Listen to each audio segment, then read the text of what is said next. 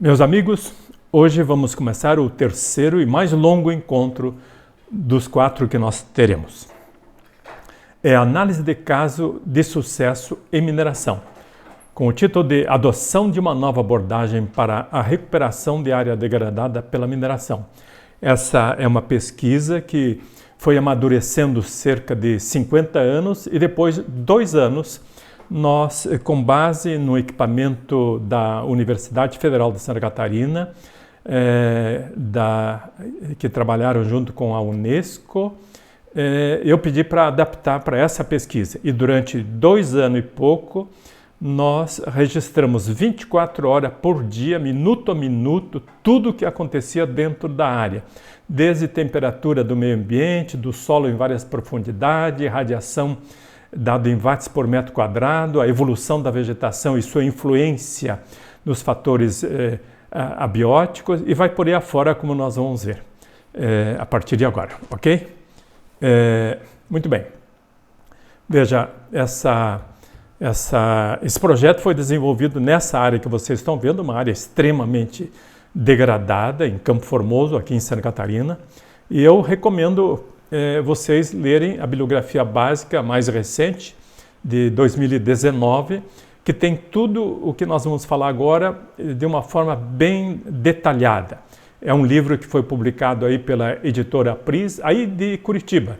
Então é fácil vocês terem acesso a ela, ok? Por isso eu vou passar rapidamente, porque são muitas imagens com muitas descrições, mas como vocês terão o livro básico, que é esse que você está lendo aí, Restauração Ambiental de Sistemas Complexos, da editora Apris, então eu poderei correr um pouco mais. E qualquer dúvida, vocês mantenham contato com o e-mail, no meu e-mail para mim, ok? Vamos lá então. Esse é o livro que foi publicado, que tem toda essa história, essa experiência, minuto a minuto, durante 2 anos, e sintetiza 50 anos de experiência em restauração em áreas mineradas. Veja, os impactos da mineração, nós já falamos anteriormente, é o impacto paisagístico, impacto na vegetação, no solo, na fauna, morfologia do terreno, no microclima, e vai por aí fora, coisa que nós já trabalhamos nos encontros anteriores.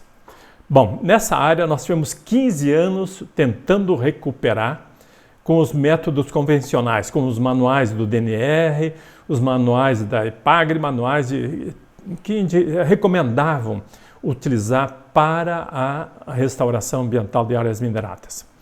Mas todos eles, nós descobrimos, eram modelos reducionistas que não funcionaram.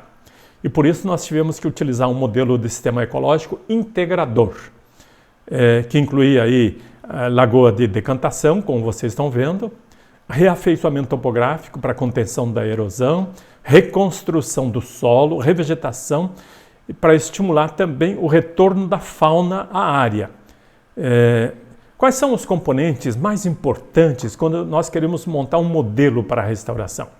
Quais desses componentes podem causar um efeito exponencial multiplicador na restauração ambiental? E quais são as relações entre esses componentes ou variáveis, como vocês queiram chamar, que vocês vão ter que trabalhar na restauração?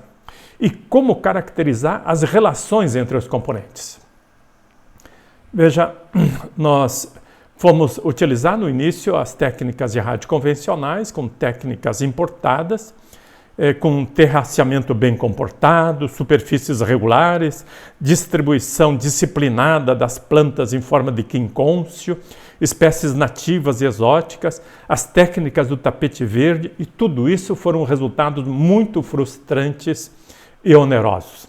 Nessa ocasião, quando desenvolvimos essa pesquisa, havia uma grande discussão na mídia internacional, nas revistas científicas, entre 2 das mais importantes revistas, a Nature e a Science, dos Estados Unidos e da Inglaterra, do Reino Unido, né? A Nature dizia basicamente o seguinte: o principal e decisivo fator é a característica funcional das espécies vegetais dominantes, é o que falava Grimm em 1997. Já na Science dizia que a diversidade vegetal era mais relevante, dizia Naim e Lee em 1997. Na realidade, o que nós descobrimos foi que a diversidade funcional era muito mais importante do que a estrutural, a biomassa. Veremos isso no decorrer desta apresentação aqui. O pressuposto dessa pesquisa era que as áreas degradadas eram sensíveis às condições iniciais de preparação do terreno e às suas rugosidades e consequentes gradientes ecológicos, além de representarem variabilidade ambiental, instabilidade e desequilíbrios, poderiam desencadear ao longo do tempo propriedades emergentes que aceleravam e acelerariam a recuperação ambiental. Então, o objetivo geral foi propor um modelo de sistema para a recuperação ambiental de área degradada por mineração de argila, tratando a área como um sistema dinâmico complexo. Atenção, hipersensível às condições iniciais de preparação do terreno.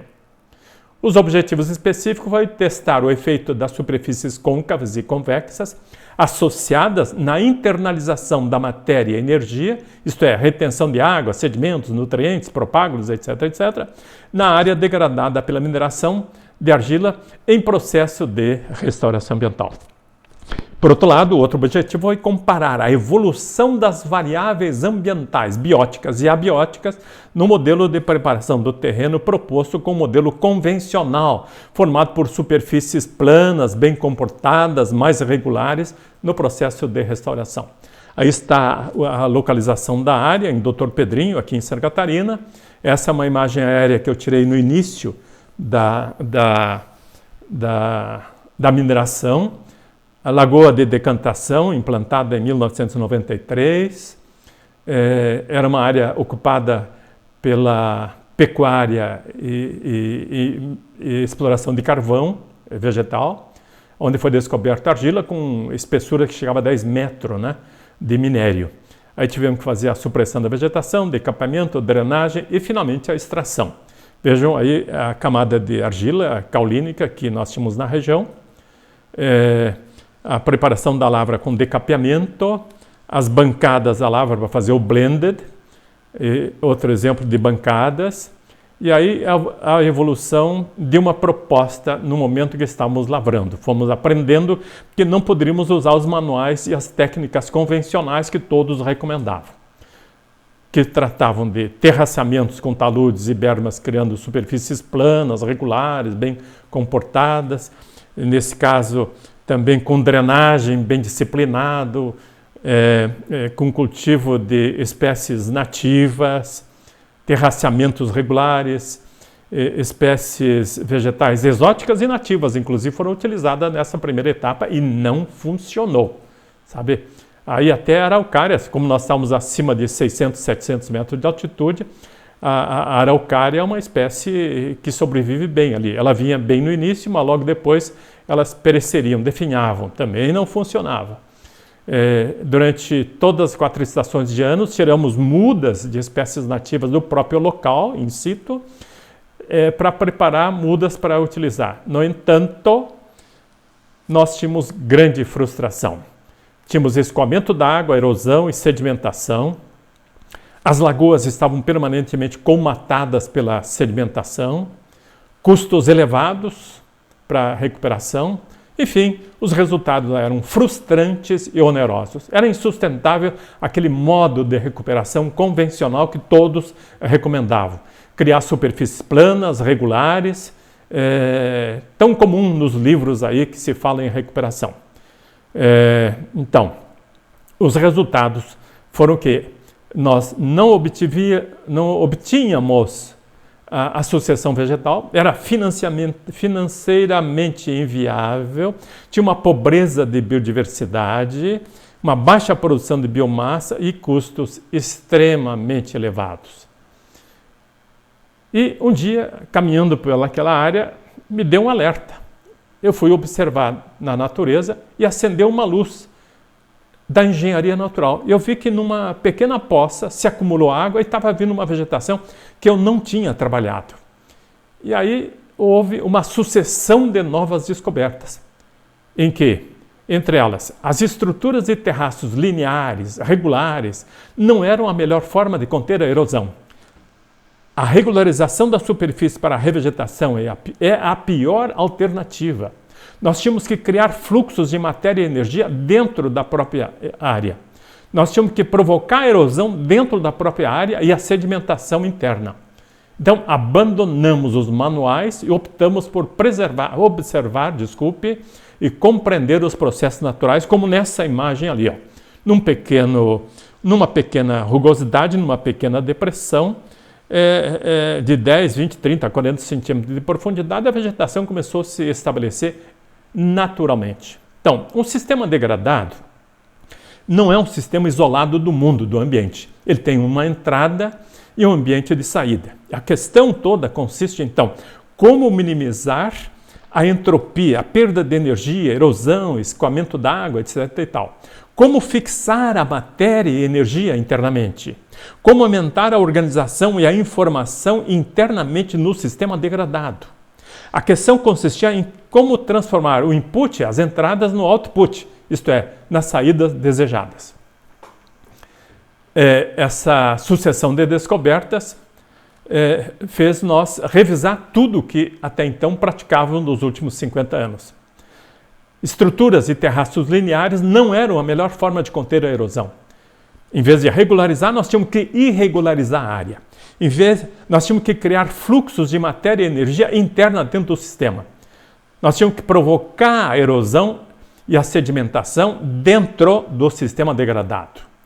Ou seja, nós tínhamos que reverter todos os procedimentos contidos na maior parte dos manuais já publicados por aí afora. Em vez de regularizar, tínhamos que irregularizar. Em vez de conter, tínhamos que aumentar a erosão. Em vez de organizar, nós tínhamos que desorganizar a paisagem para que ela se reorganizasse. Veja, vocês podem estar pensando, mas esse professor é louco. Mas todo louco tem alguma coisa de verdade, não é verdade? Então, vocês vão ver na sequência que isso é... Vejam, no lado esquerdo nós temos áreas regularizadas, com superfícies dissipadoras de matéria e energia, cujas precipitações geram escoamento para fora do sistema, desencadeando mais degradação. Na área irregular, nesse meu modelo desenvolvido, com criação de rugosidades, na área B, você tem erosão, mas também tem a sedimentação dentro do próprio sistema. Então, a energia gasta dentro do próprio sistema. E tem mais outra coisa importante. A área em A é diferente da área em B. Ou seja, eu aumentei a superfície, apesar de ter os lados desse retângulo igual, eu aumentei a superfície dessa área que era degradada. E com isso eu também minimizei o impacto da radiação solar que se distribui numa superfície maior. Olha que coisa fantástica.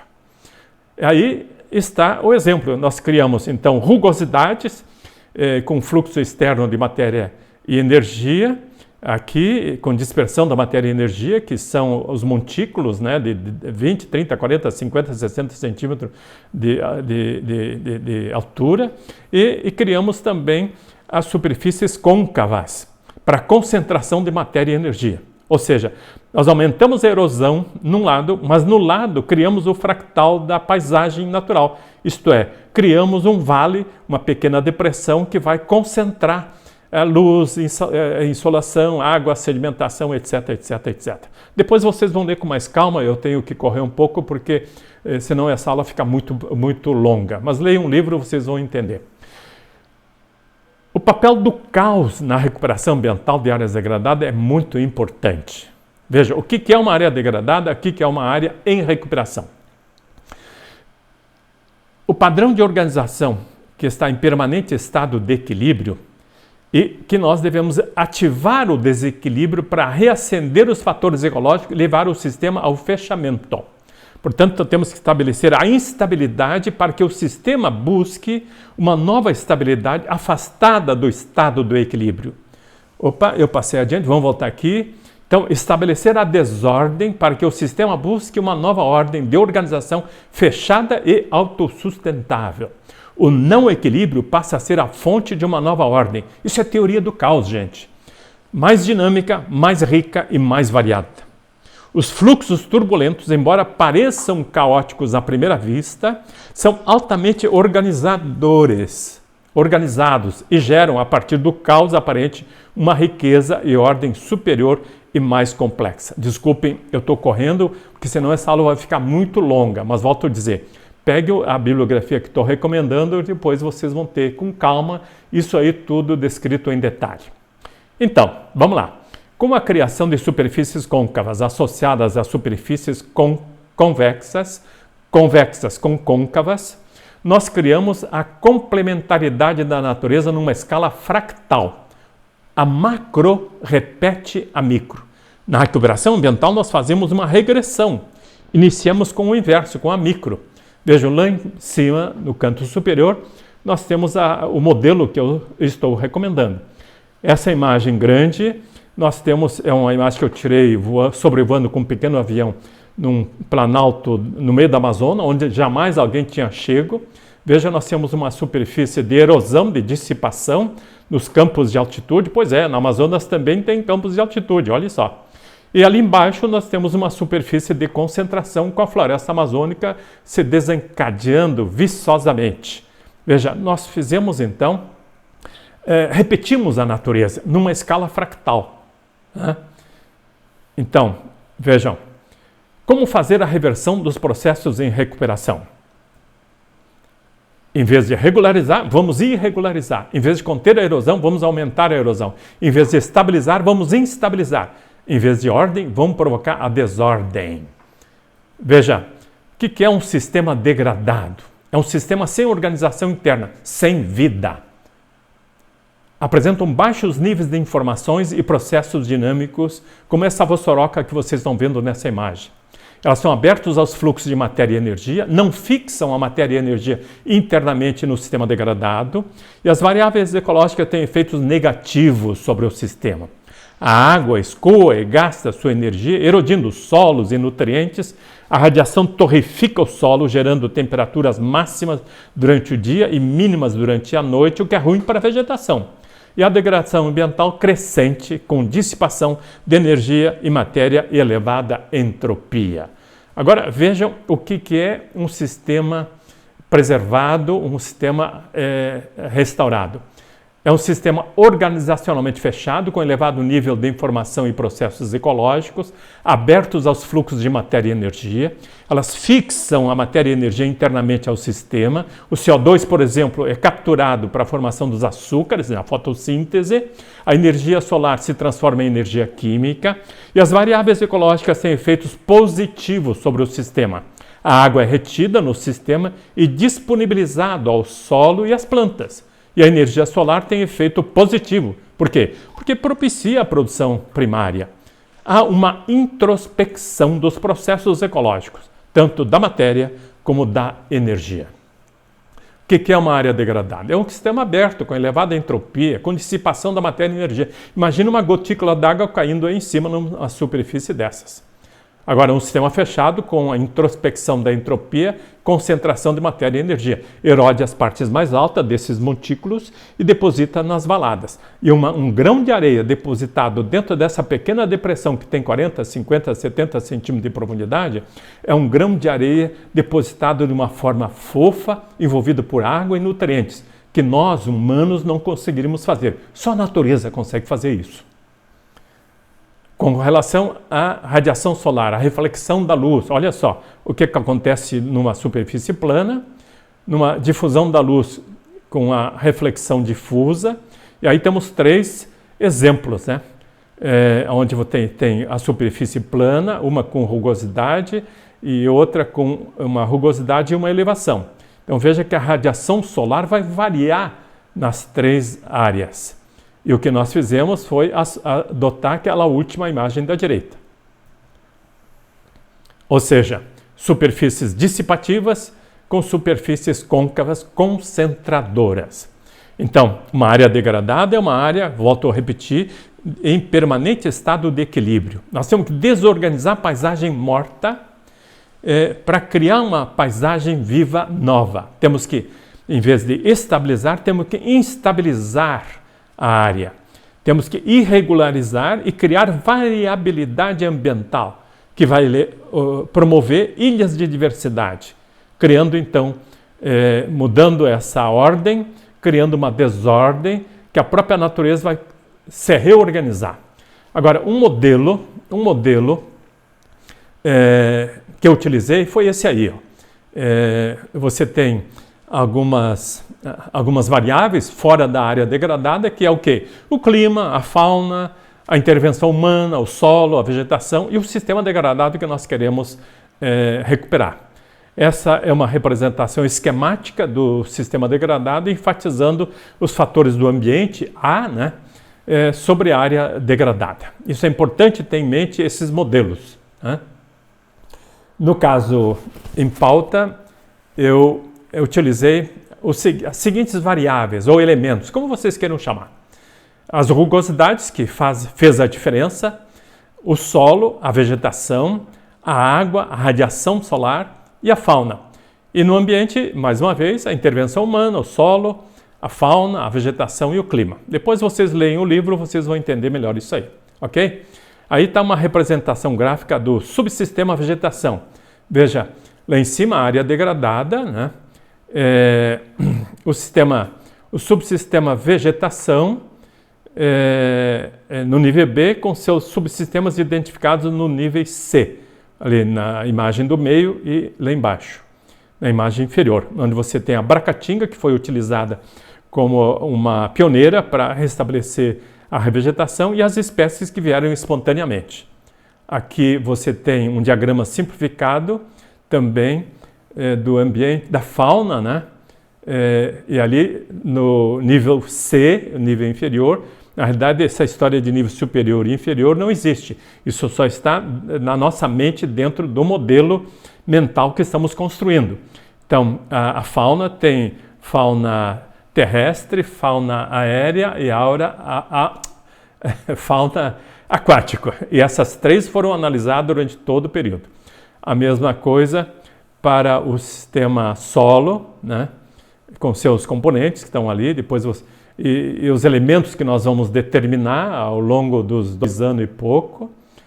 Aí também a vegetação, né, o que nós medimos na vegetação, tanto da Bracatinga como das espécies espontâneas que emergiram na área. No caso da Bracatinga, nós tivemos o DAP, o diâmetro da altura do peito, altura, diâmetro, área da copa, enfim.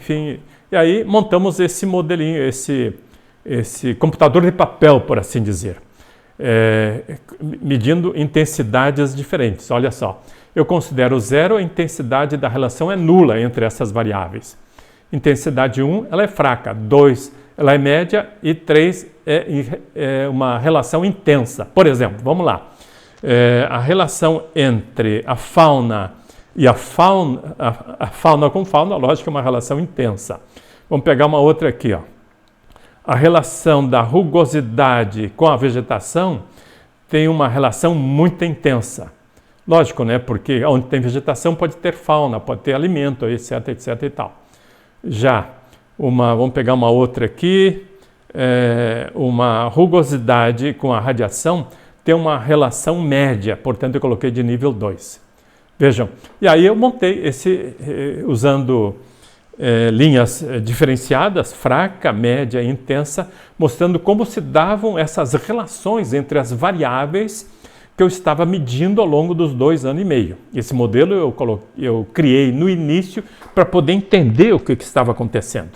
E realmente se confirmou nisso tudo. Implantamos 4 áreas bem posicionadas em relação à radiação solar, né? Essas 2 escuras ali são as áreas com rugosidades e as outras 2 é o modelo convencional que todo mundo estava recomendando. Aí implantamos na lavra ali, né, regularizamos, como sempre diziam, fazendo o reafeiçoamento topográfico, porque aí tinha cavas de até 10, 12 metros de profundidade. Com uma máquina hidráulica nós extraímos o solo com os resíduos vegetais, a lavra vai avançar em direção a essa mata aí, então já tirávamos aí o solo e o topsoil e a serrapilheira e jogamos ali na área a ser recuperada, ali, ó. E aí esparramamos, criamos as rugosidades, com aquele modelo que eu estava falando anteriormente para vocês, utilizamos uma espécie pioneira, a Bracatinga, Mimosa escabrela, e instalamos então uma central de aquisição de dados, que era aquela que a Federal tinha num convênio com a Unesco, se não me falha a memória, e pedi para eles me adaptarem para essa pesquisa. Isso aí foi um transtorno muito grande, porque tivemos que deixar lá no meio do mato, a quilômetros de distância, e às vezes passava um caçador lá e me roubava o computador, mas aí logo instalávamos novamente outro computador e não perdíamos as medidas. Aí as placas de alumínio, identificando os sensores de temperatura e a seta em várias profundidades do solo, captando a temperatura do solo.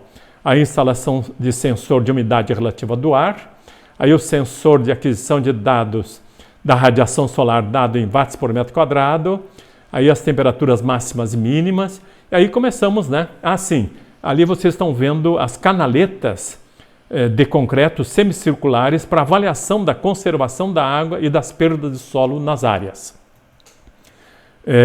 Área irregularizada, aí vocês já estão vendo em 1º de julho de 2004, veja como já estava se instalando juncáceas e ciperáceas na área, né?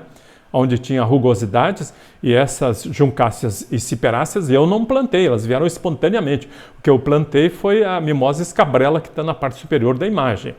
E aí temos o detalhe dos coletores e dos divisores de GIP, para medir a quantidade de água que estava escoando e os sedimentos. Aí a coleta do solo para análise das propriedades físicas, aí a identificação dos indivíduos para seu acompanhamento, a coleta de medidas do diâmetro da mimosa escabrela. Nós tínhamos lá me acompanhando especialistas em botânica, em zoologia, tinha um agrônomo, tinha engenheiro civil, especialistas em fauna, enfim, toda a fauna do conhecimento me acompanhou nessa área fazendo as medidas para ver como se relacionavam essas variáveis. E aí temos os resultados. Eu não vou entrar em detalhe porque vocês vão pegar naquela bibliografia, senão essa aula vai durar 2 horas. Eu só tenho 40 minutos no máximo para dar esse nosso terceiro encontro, tá? Então aí nós temos o gráfico da radiação solar. Veja, já começa a se diferenciar ali as cores mais escuras, ó, e as cores mais claras. Isso é dado em watts por metro quadrado, nas áreas regulares e irregulares. Aí você também tem a radiação solar, olha como já está se diferenciando bem. Aí a temperatura do solo em várias profundidades. Depois vocês vão poder analisar isso com mais calma. Ali, ó, tem o número dos sensores, aí você pode saber qual é que está na área regular e na área irregular. E vejam aí alguns resultados na área irregular e na área regular em primeiro plano. Olha a diferenciação depois de 2 anos, olha só. E aí, na área irregular, vejam um dado muito importante, porque parte das gramíneas e herbáceas já tinham perecido, e a radiação solar, ao atravessar o dossel, incidia diretamente no solo. Neste caso, a temperatura do solo era maior na área em avançado estado de recuperação. Aí, como tínhamos ainda o solo atapetado por gramíneas e herbáceas, a temperatura era mais amena. Isso aí me ajudou a romper um paradigma dos livros de ecologia que diziam que o processo de recuperação é um processo linear, previsível, muito bem comportado. Não é assim, o processo é caótico. E nesse caso, veja, num estado mais avançado, o solo em determinados momentos tem até temperaturas mais elevadas porque as ciperáceas e as gramíneas já pereceram. E a mimosa escabrela, nesse caso, já cumpriu com a sua função inicial. Aí nós temos gráficos de temperatura do solo na área regular, com os sensores, depois vocês vão procurar lá no livro, na bibliografia que eu citei para vocês. A temperatura ambiente, aí de novo com estatística. Umidade relativa do ar, olha ali as diferenças da umidade do ar na área regular e na área irregular. Pode parecer pouca coisa, mas isso aí do ponto de vista da fauna é muito importante. Aí mais uma vez, o solo foi o que deu menos resultado porque foi pouco tempo de análise. Foi apenas 2 anos, 2 anos e pouco. Então o solo deu pouco tempo de análise, mas mostra aí o quanto de deposição houve dentro das rugosidades que era erodido na parte alta dos pequenos montículos que era depositado ali dentro. Densidade aparente e volume total dos poros, que também foi pouco significativo nisso aí tudo. O gráfico da infiltração do solo, Aí o volume de água escoado na área regular e o volume de água escoado na área irregular, correspondendo a 6,8 vezes maior. Vejam que grande diferença. Essa foi uma dissertação de mestrado que eu co-orientei na minha área com um engenheiro civil, né? Então, veja, por hectare, veja lá, a área regular perdia 3,54 toneladas por hectare ano. Na área irregular, apenas 0,87, correspondente a 4 vezes mais a área regular. Aí as análises químicas do solo, as variáveis bióticas, como o diâmetro basal médio, diâmetro médio do caule, a altura do peito, e aí a altura média dos indivíduos, e aí um exemplo, um mês após o plantio. Aqui na esquerda, a área com o meu modelo, com rugosidade, na direita, não dá para ver ainda direito, mas é o modelo regular recomendado pelos livros aí que falam em recuperação de áreas degradadas. Aí está melhor essa imagem, ó. Na área irregular, isso aí é 2 meses e meio depois de iniciado a recuperação. Olha aqui o modelo com rugosidade, o que aconteceu, e o modelo regular, bem comportado, bem regularizado, como mandavam os manuais na ocasião. Aí, mais uma vez, há 2 áreas irregulares, aquelas mais escuras, e as 2 áreas regulares. Aí, mais uma vez, a diferença entre elas. Eu gostaria de repetir algumas imagens para mostrar que realmente isso aí tudo foi medido, minuto a minuto, e o computador lançava a cada 10 minutos numa tabela e depois montava o gráfico, né? Montava o gráfico, isso ocorreu durante 2 anos e pouco, 24 horas por dia, 365 dias por ano, ok? Caracterização da composição florística, aí nós temos aí os dados todos da fauna, e aí o modelo que eu apliquei. Isso confirmou a validação do modelo do sistema ecológico, e numa área ali, inclusive vizinha, veja um dado muito importante, a Bracatinga, com o novo modelo, começou a florescer 1 ano antes do modelo convencional. Vejam como está florescendo na direita com o modelo da rugosidade e na esquerda o modelo convencional. Aí as conclusões, depois vocês vão analisar isso com mais calma, olhando o livro, né? E aí eu chamo a atenção para algumas coisas relevantes. O volume de escoamento na área regular, o modelo convencional da recuperação, foi 6,8 vezes superior. As perdas do solo foi 4 vezes superior ao modelo que eu implantei. Aí mais uma vez as áreas, algumas conclusões importantes, as variáveis abióticas e bióticas retroagiram. Portanto, não existe uma relação linear de causa e efeito, conforme a maior parte dos livros de ecologia descrevem, quando se fala de uma sucessão secundária. A vegetação e a radiação solar têm efeito de retroalimentação, causando círculos de causalidade, e ambas interagiram mutuamente de forma heterogênea, complexa e dinâmica. As rugosidades foram o único diferencial, com variabilidade ambiental entre as 2 áreas, né, e que criou uma instabilidade e desequilíbrios, criando atratores gravitacionais da teoria do caos, né, com internalização da matéria, energia, retendo água, sedimentos, matéria orgânica, nutrientes e propágulos, formando ilhas de diversidade que geraram propriedades emergentes, potencializando e acelerando a recuperação ambiental. Portanto, elas incorporaram ao sistema degradado uma dinâmica hipersensível às condições iniciais de preparação. E vejam aí, mais uma vez, essas rugosidades têm 30, 40, 70 centímetros de profundidade ou então de elevação. Conclusões. O modelo ecológico, com abordagem sistêmica, interpretação e compreensão das interações das relações de causalidade e retroalimentação, foi ferramenta importante no processo de recuperação ambiental. O microclima, resultante da mudança da vegetação, ajuda a entender as mudanças climáticas resultantes também dos desmatamentos. Temos ganhos econômicos com redução de custos, podendo aplicar isso, inclusive para cultivo de hortifruti granjeiros, enfim. Aí tem mais algumas conclusões que eu tirei. Aí, vamos lá.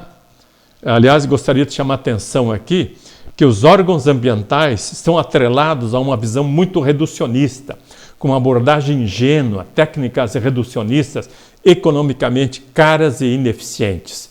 Então, eu provoquei uma mudança de olhar nesse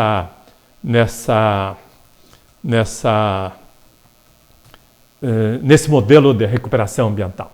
Ok, podemos agora nos preparar para o próximo e último encontro dentro de alguns dias.